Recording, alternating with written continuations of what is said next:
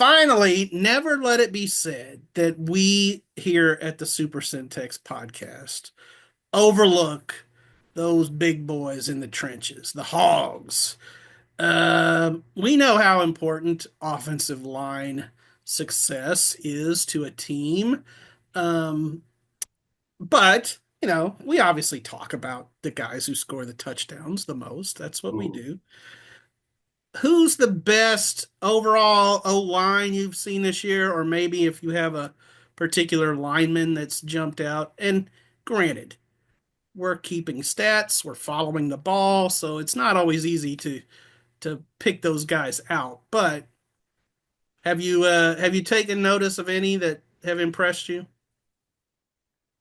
I mean, obviously, every single team in the district we just talked about has some great O lines, right? Because they're full of fantastic running backs, and you can't have a great running back if you don't have a good O line. So, um, yeah, I mean, just talking to Evan Moreno, who's the running back at Robinson yesterday, and he was talking about how much his O line, you know, works to make it easy for him and for Stephen Knight, who unfortunately What got a hurt. game Yeah. Moreno had. Holy smokes.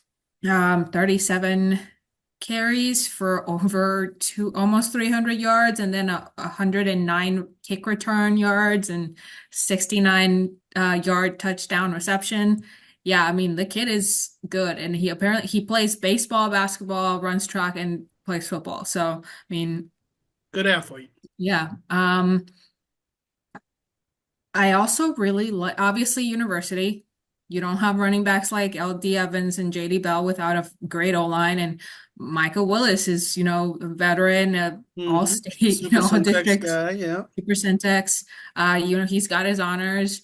I think that Waco High has some really good O linemen as well. And I don't think they get a lot of recognition, obviously, because their record hasn't been that great. But I mean, I think didn't Zach do a story on Dante Ward? Yeah, Dante Ward Jr., Yeah, and uh, then son of a, you know, former Waco High guy who played at Texas Tech. So, and I think Kelvin Young is also part of that O line, senior tackle, and I mean he puts up a lot of, you know, uh, great blocks. Every time I get the stat sheet, and it's like, oh, pancakes, and mhm, probably Kelvin Young serving them up. So, yeah. um, yeah, I mean those are the ones I can think of off the top of my head.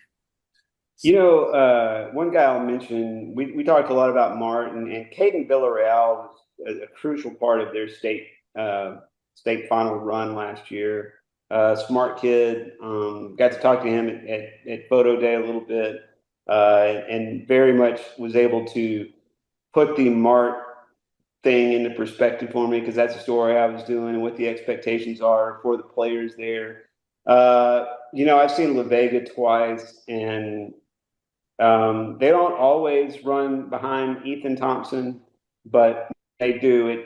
It works out pretty well for him, I feel like, and that's a great combination to get Yeah. Bryson rolling in behind that big dude. And you go and talk to Hyde after the game, and it's so funny because I'm down there shooting games, and I hear the coaches just get all over like they had a pre-snap penalty, and they may have had two pre-snap penalties on a drive against Brownwood, and Coach Don Hyde was just livid. He was one of the players did it, I think, both times, and he was just giving him fits, right? And then I go talk to Hyde after the game, and I asked him about Bryson Rowland, and he was like, "Well, those big boys up front are blocking for him," you know.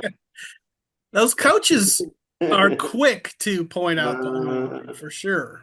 Well, and in particular, the ones that don't, and I think they all kind of shy away from individual glory and putting it all on one kid, because I mean, football is the ultimate team game.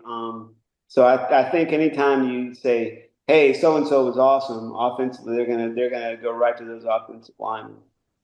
Yeah, they're such an integral part of what a team does offensively. If you have a Mhm. bad line, yikes. Mhm.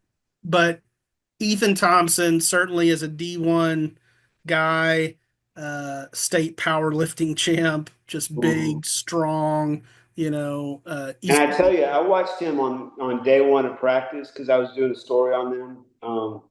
And it's like there's a coach out there, but if there weren't a coach out there, you feel like Ethan could run the drill. yeah, You yeah. know, Well, and good basketball player too. He's Yeah. Mhm. Oh my big man gosh. in You see him basketball. on the Mhm. basketball court?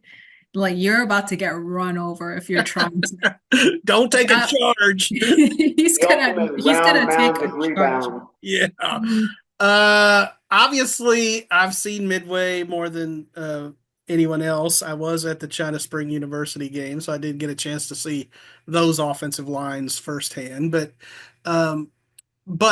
when I have talked to Joe Gillespie after many a game this year, he has pointed out the success of the O line, and they're a big key to what Cash Pullen and Lathan Wissington are doing offensively. I mean, you don't rush for like what Wissington's been doing without some good play up front. And a guy I'll point out in that regard is Michael Collins, 6'3", 270.